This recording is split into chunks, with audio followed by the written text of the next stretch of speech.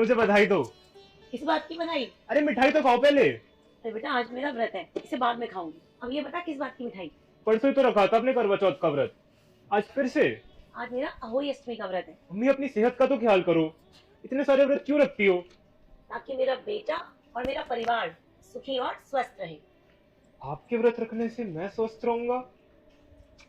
उल्टा बोल रही हो मम्मी, आप अस्वस्थ हो जाओ अगर इतने सारे व्रत रखोगे तो। मेरे बारे में इतना सोच रहा है, सुन के अच्छा लगा। क्यों नहीं सोचूंगा, मैं अच्छे डाइटिशियन को फॉलो करता हूँ, अच्छी डाइट लेता हूँ, मेटाबॉलिज्म का ध्यान रखता हूँ, हफ्ते में एक दिन इंटरमिटेंट फास्टिंग जरूर करता हूँ, स्लीप साइकिल अच्छे से फॉलो करता हूँ। पर अब तो पानी भी नहीं पीती मम्मी, इसलिए आपकी चिंता लगी रहती है। बेटा हमारे सारे व्रत निर्जल नहीं होते हैं, कुछ एक व्रत ही निर्जल होते हैं। बाकी के व्रत में तो हम पानी पी लेते हैं, फल खा लेते हैं, दूध पी लेते हैं।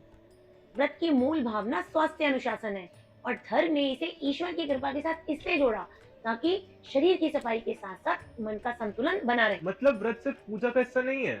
नहीं बेटा, ऐसा नहीं है कि हमने व्रत में कुछ खा लिया तो भगवान नाराज हो जाएंगे, बल्कि ये तो अनुशासन है, संयम है, सेल्फ कंट्रोल है जो व्रत से आता है। वैदिक काल में जब हमारे ऋषि मुनि तपस्या करते थे तो उपवास रखते थे। उपवास मतलब?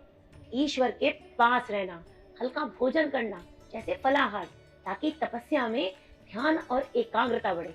और जब हम ज्यादा खाना खा लेते हैं तो कितनी प्रॉब्लम्स आती हैं, कभी गैस बन रही है, पेट में जलन हो रही है, बेचैनी हो रही है, तो ना हम काम पे फोकस कर पाते हैं और ना ईश्वर के ध्यान में। अच्छा, तो ये सारे व्रत तब का डाइट प्लान था?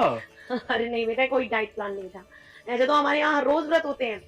कहने का मतलब ये है कि जो ये तुम रोज जिम जाते हो, एक्सरसाइज करते हो, अपनी कैलोरीज बर्न करते हो, इंटरमिटेंट फास्टिंग करते हो और अपना डाइट चार्ट मेंटेन करते हो, तो ये सारे व्रत स्त्रियां क्यों रखती हैं? मतलब मैंने तो कभी सुना कि पति अपनी पत्नी के लिए, बेटा अपनी माँ के लिए, भाई अपनी बहन के लिए व्रत रखे। वेदों में कहीं नहीं लिखा गया कि सारे व्रत स्त्रियां करेंगी। ये तो बस जमाने ने हम पे ठप्पा लगा दिया कि त्याग, ममता, देखभाल ये सब हमारे हिस्से की बातें। लेकिन बेटा सबकी भावनाएं तो एक जैसी हो सकती है ना। अगर माँ अपने बेटे की लंबी उम्र के लिए व्रत कर सकती है तो क्या बेटा अपनी माँ के लिए एक दिन का अन्न त्याग नहीं कर सकता? चाहे भले ही नाम ना हो लेकिन भाव तो हो सकता है ना। मतलब अगर मैं बिना खाए आपके अच्छे स्वास्थ्य के लिए प्रेयर करूं तो वो भी व्रत होगा? बिल्कुल होगा।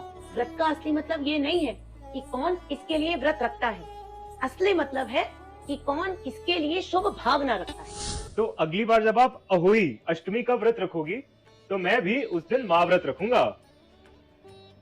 व्रतम भावेन दीयते, अर्थात व्रत कर्म से नहीं भावना से शुद्ध होता है। व्रत केवल महिला का धर्म नहीं बल्कि मानव धर्म है।